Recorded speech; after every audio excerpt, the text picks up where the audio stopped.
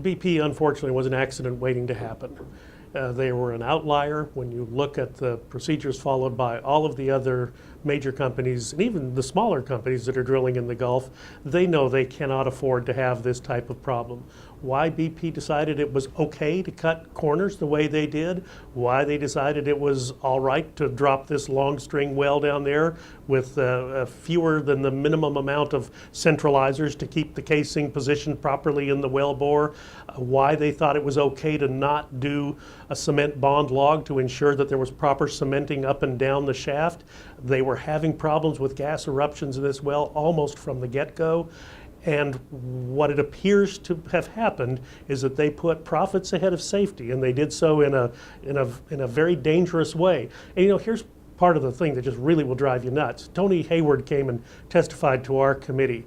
I went back before the morning he was to testify on one morning, and the night before I couldn't sleep, so I went back and pulled the PDF file, the transcript from when we had a hearing when the Republicans were in charge of my committee back in September of 2006. And the purpose of our hearing was to look at why BP was having the troubles that it was having, Texas City, and they just had a big oil spill up on the north slope of Alaska.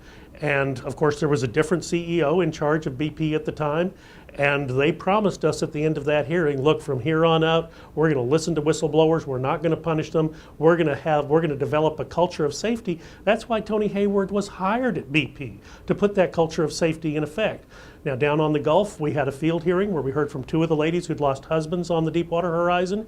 They told us, you don't need more regulations, you just need somebody in charge of enforcing the ones that you already have, because they were not being followed, and they heard this from their husbands in telephone calls and emails that this well was dangerous, but they were getting pressure from above that they've got to keep going. They'd already been over the hole too long, and it was costing them $1 million a day, and they had to get this thing done and capped and move on to the next one. But this is the problem. It was that haste and the pressure to put profits ahead of safety that none of the other companies that have appeared before our committee said that they would drill a well the way BP did. And now you have 4 of the large companies coming together and saying that we're going to have a response plan in the Gulf second to nowhere else in the world. And you have, each of them has committed $250 million, so $1 billion in aggregate, put to being prepared for a problem should one arise in the future. But as we heard from one of the CEOs that day, if a well's giving you too much trouble, you just have to walk away. And they have walked away from wells in the past, but not BP. I hope whoever is in charge of BP now, BP America is they do have a valid contribution to make to America's energy requirements, but not if they're going to continue to do things the way they have in the past.